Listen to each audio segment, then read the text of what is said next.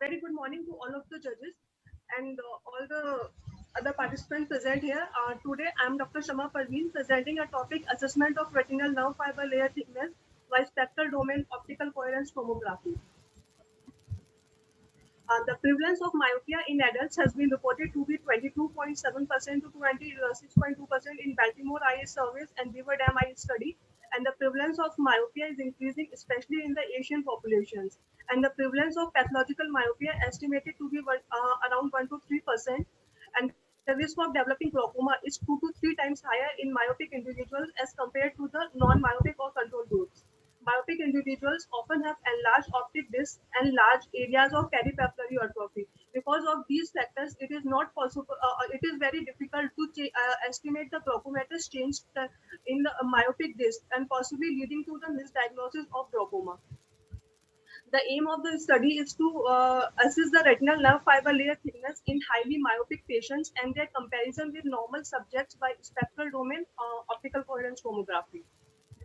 50 highly myopic patients, among which 26 were females and 24 were males, and 50 control groups, equally males and females, were taken. A study was conducted in our Department of Ophthalmology, Regional Institute of Ophthalmology, BHU Varanasi.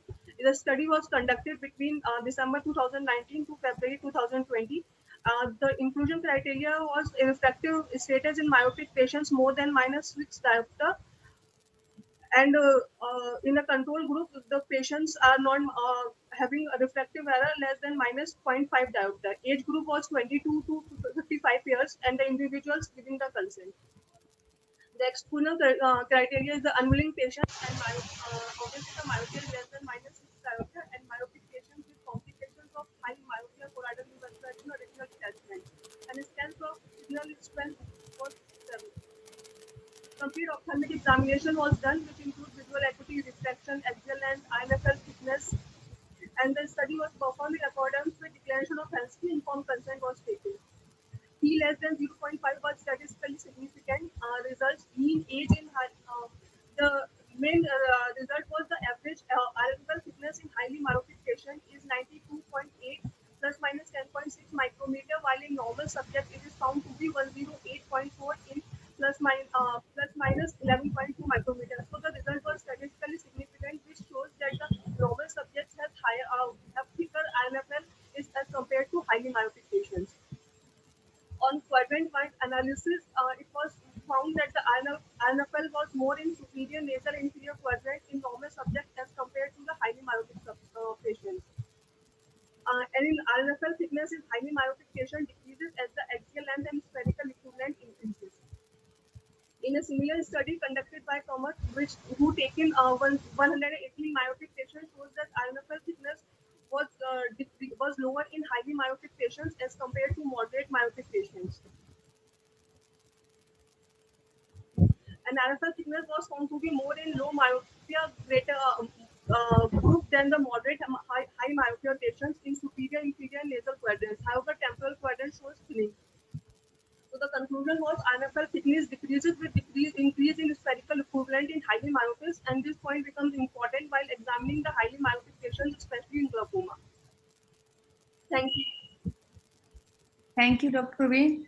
Dr. Meenakshi, Dr. Rao, and the other panelists are here. Sorry, all of you, Dr. Ghosh, anyone wants to ask. I think it's a very exciting study, but in our OCT, we don't have myopia correction. Do you have that? Because we have Asian Indian population. That software has been updated. But myopia correction, I think, is the only thing that's lacking. Ma'am, in our department, we have HB Cirrus OCT 5000, in which we can make the patient for myopic correction. No, that the software for myopia correction and the cohort studies have not. The database, normative database is not there. Is the best. How often the RFNL measured? How often was the RFL measured? Because between the two measurements itself, we do get quite a large variation. So how often was it measured?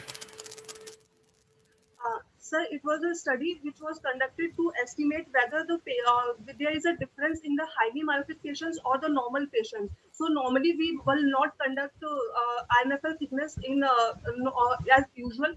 But if the patient is highly myopic, so it is very difficult to estimate that the patient has glaucomatous changes, or we are suspecting that the patient has glaucoma in highly myopic patients. then we are go for NFL fitness. My question is, how often was the RFNL measured? Like, you measure it today and maybe again after a month, did you measure it again? Or did you use any aids? Like even you could have used a contact lens over to get a good focus and then do it. Was any of those things done? No, sir, we do not use with a contact lens, as though there is a correction factor for which we have used the spherical equivalent for which the patient and those patients who are not able to focus with does not take these patients in our study, and we have done at 2 times, at the time of the patient is coming in our OPD and next after 3 months. Was there any difference between the two measurements? No, sir, there is no such difference between because the period is very short, 3 months, so we do not find any difference, any such significant difference. Thank you, sir. Great study.